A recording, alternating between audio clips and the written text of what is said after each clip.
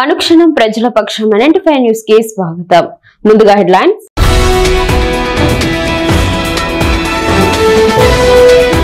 మదనపల్లికి చెందిన పోలీసు వాహనం ఢీకొని సివిల్ ఇంజనీర్ కు తీవ్ర గాయాలు. తిరుపతి రుయా ఆసుపత్రికి తరలింపు.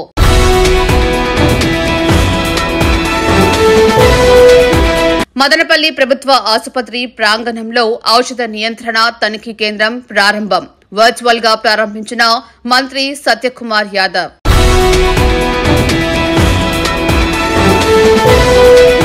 మదనపల్లి జిల్లా ఎస్పీ కార్యాలయం ఏర్పాటుకు భవనాన్ని అన్వేషిస్తున్నాం. మంగళవారం పలు ప్రభుత్వ మిషనరీ భవనాలను పరిశీలించిన ఎస్పీ ధీరజ్ కునుబిల్లి. ఇక డీటెయిల్స్ చూస్తే, నూతన జిల్లా ఏర్పాటైన నేపథ్యంలో మదనపల్లిలో ఎస్పీ కార్యాలయం ఏర్పాటు చేసేందుకు పలు చోట్ల భవనాలను పరిశీలించి ఎంపిక కోసం అన్వేషిస్తున్నామని అన్నమయ్య జిల్లా ఎస్పీ ధీరజ్ కొనుబెల్లి తెలిపారు. మంగళవారం మదనపల్లికి వచ్చిన ఎస్పీ పలు చోట్ల ప్రభుత్వ మిషనరీ భవనాలను పరిశీలించిన అనంతరం మీడియాతో మాట్లాడుతూ నెలాఖరులోపు ఎస్పీ కార్యాలయం ఏర్పాటుకు అనువైన భవనాన్ని ఎంపిక చేస్తామని స్పష్టం చేశారు. ఎస్పీ వెంట డీఎస్పీ మహేంద్ర పోలీస్ సిబ్బంది ఉన్నారు.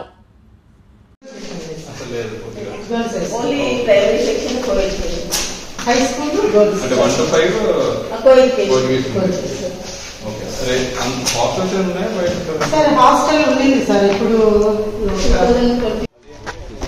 సార్ ఇది ఎలిమెంటరీ స్కూల్,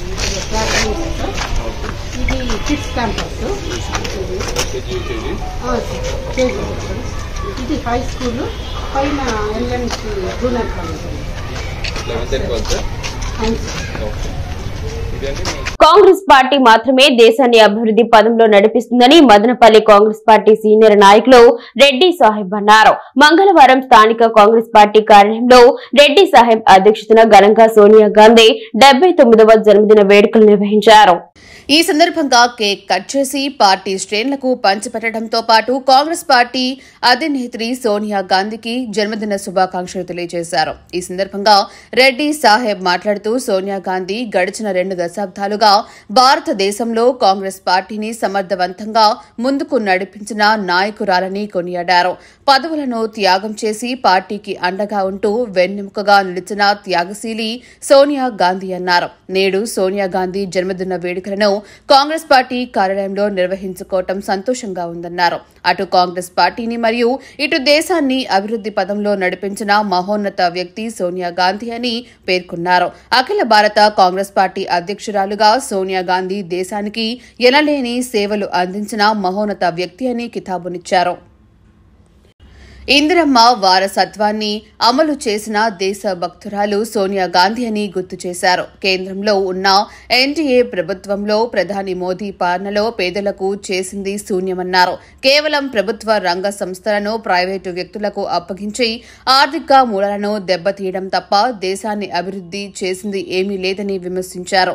ఇందుకు ఇటీవల దేశంలో ఇండిగో విమానయాన సంస్థ ద్వారా ప్రజలు ఎదుర్కొన్న ఇబ్బందులే నిదర్శనమని వివరించారు. తిరిగి కాంగ్రెస్ పార్టీ దేశంలో రాష్ట్రంలో అధికారంలోకి వస్తేనే అభివృద్ధి ప్రజలకు మేలు జరుగుతుందన్నారు. సోనియా గాంధీకి భగవంతుడు ఆయురారోగ్యాలను సంప్రదించాలని, తద్వారా కాంగ్రెస్ పార్టీకి తిరిగి ఆమె సేవలు అందించాలని ఆకాంక్షించారు. ఈ కార్యక్రమంలో కాంగ్రెస్ పార్టీ నాయకులు మీనా కుమారి, మహమ్మద్ ఫేర్, శరత్ కుమార్ రెడ్డి, ఈశ్వరమ్మ, రవీంద్ర, మహమ్మద్, పాలేటి నాగరాజు, హబీబ్, అల్లా బక్షు, సమీర్, విజయ్ కార్యకర్తలు పాల్గొన్నారు. పదవులను ఉన్నతమైనటువంటి అధికారాన్ని త్యాగం చేస్తూ ఈరోజు భారతదేశంలో కాంగ్రెస్ పార్టీకి వెన్నెముకగా నిలిచినటువంటి త్యాగశీలి సోనియా గాంధీ గారికి 79వ జన్మదిన శుభాకాంక్షలు మదనపల్లి కాంగ్రెస్ పార్టీ తరఫున ప్రతి ఒక్కరి తరఫున శుభాకాంక్షలు తెలియజేస్తున్నాం. సోనియా గాంధీ గారి జన్మదినాన్ని ఈరోజు మేము పార్టీ కార్యాలయంలో ఘనంగా నిర్వహించుకుంటున్నామంటే అది మాకందరికీ చాలా సంతోష దినం. కాంగ్రెస్ పార్టీ భారతదేశంలో ముందుకు వెళ్ళాలని చాలా సత్ఫలితాలతో 2004 నుంచి 14 వరకు ఏదైతే భారతదేశాన్ని పాలించారో అభివృద్ధి పదాన చాలా స్పీడ్గా భారతదేశాన్ని నడిపిన వ్యక్తి, ప్రధానమంత్రి పదవిని కూడా త్యాగం చేస్తూ మన్మోహన్ సింగ్ గారి నేతృత్వంలో భారతదేశాన్ని అభివృద్ధి పదాన్ని నడిపిన మహోన్నత వ్యక్తి సోనియా గాంధీ గారు. కాంగ్రెస్ పార్టీ తరువాత గత 11.5 సంవత్సరాల నుంచి ఇప్పుడు బీజేపీ పరిపాలిస్తూ ఉంది. పేదలను, ప్రభుత్వ వ్యవస్థలను, ప్రభుత్వ ఆదాయాలను, ప్రభుత్వ సంస్థలను ప్రతి ఒక్క దాన్ని ప్రైవేట్ పరం చేస్తూ భారతదేశ పౌరుల ఆస్తులను, ఆర్థిక మూలాలను దెబ్బతీసి దేశం ద్విచక్ర వాహనంలో వెళ్తున్న సివిల్ ఇంజనీర్ ను పోలీస్ వాహనం ఢీకొనడంతో తీవ్రంగా గాయపడ్డారు. ఈ సంఘటన మంగళవారం గుర్రంకొండ మండలంలో జరిగింది. బాధితుని కుటుంబ సభ్యుల కథనం మేరకు కలగడ మండలం కోనా పంచాయతీ ఎల్లంగుడి బండకు చెందిన వినయ్ కుమార్ సివిల్ ఇంజనీర్ గా పనిచేస్తున్నాడు. మదనపల్లిలో నిర్మిస్తున్న భవనాలను పర్యవేక్షించేందుకు ద్విచక్ర వాహనంలో మదనపల్లికు బయలుదేరాడు. ఇదే క్రమంలో మదనపల్లికి చెందిన పోలీసు వాహనం కడపకు వైపు వెళుతుండగా మార్గ మధ్యమంలోని గుర్రంకొండ మండలం సూరప్పగారి పల్లె వద్ద ఎదురుగా వచ్చిన ద్విచక్ర వాహనాన్ని ఢీకొంది. ఈ ప్రమాదంలో సివిల్ ఇంజనీరింగ్ విజయ్ కుమార్ తీవ్రంగా గాయపడ్డాడు. వాహనంలో ఉన్న పోలీసులు వెంటనే బాధితుడిని 108లో మదనపల్లి ప్రభుత్వ ఆసుపత్రికి తరలించారు. పరీక్షించిన వైద్యులు ప్రథమ చికిత్స అనంతరం పరిస్థితి విషమంగా ఉండటంతో తిరుపతికి రిఫర్ చేశారు. గుర్రంకొండ పోలీసులు విచారణ చేస్తున్నారు. పెద్దమన్యం మండల అధ్యక్షులు జిట్టా వెంకటరమణ ఆధ్వర్యంలో జరిగిన బూత్ లెవెల్ పరిశీలన 2024 ఎన్నికల్లో మండలంలోని ఏ బూత్ లో ఎన్ని ఓట్లు పడ్డాయి అనే నివేదిక తీసుకోవడం జరిగింది. తక్కువ ఓట్లు పడ్డ గ్రామాల్లో పార్టీ బలోపేతానికి కృషి చేయాలని, ప్రజలకు అందుతున్న ప్రభుత్వ పథకాలు ప్రజల్లోకి తీసుకెళ్లాలని పార్టీ కార్యకర్తలకు సూచనలు అందజేసిన రాష్ట్ర తెలుగు యువత అధ్యక్షులు శ్రీరామ్ చిన్నబాబు. ఈ కార్యక్రమంలో రాజంపేట పార్లమెంట్ ప్రధాన కార్యదర్శి దొరస్వామి నాయుడు, రాష్ట్ర రైతు కార్యనిర్వాహక కార్యదర్శి Ratakonda Madhubabu, Valmiki welfare and development corporation director Mandem Prabhakar, నాయకులు వేణుగోపాల్, మండలంలోని 17 గ్రామాల అధ్యక్షులు, బూత్ ఇన్ఛార్జీలు, తెలుగు యువత నాయకులు, సీనియర్ కార్యకర్తలు, నాయకులు పెద్ద సంఖ్యలో పాల్గొన్నారు.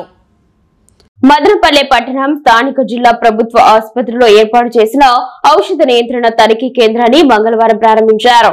రాష్ట్ర వ్యాప్తంగా 411 ఔషధ నియంత్రణ తనిఖీ కేంద్రాలు, 2 ల్యాబ్లను రాష్ట్ర వైద్య ఆరోగ్య శాఖ మంత్రి సత్యకుమార్ యాదవ్ విజయవాడ నుంచి వర్చువల్ గా ప్రారంభించారు.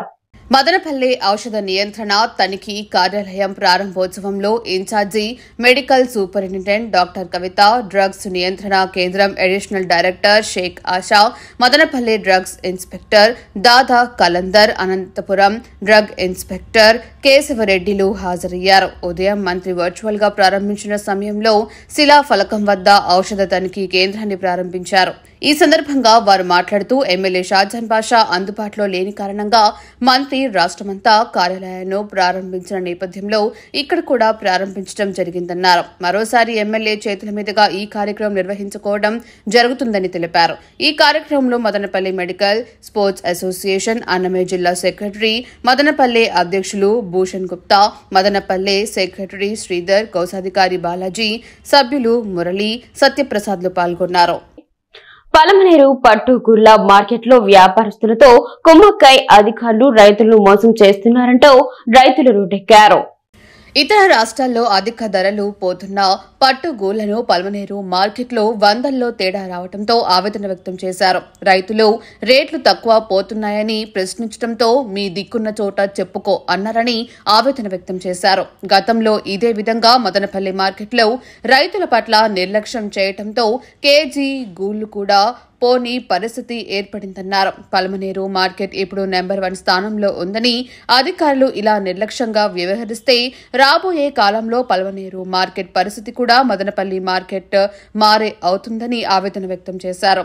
అధికారులు మాత్రం మాకు డీలర్లతో ఎలాంటి సంబంధం లేదని, వ్యాపారస్తులు ఆన్లైన్లో కొంటారని, వ్యాపారస్తులతో మేము కుమ్మక్కు కాలేదన్నారు.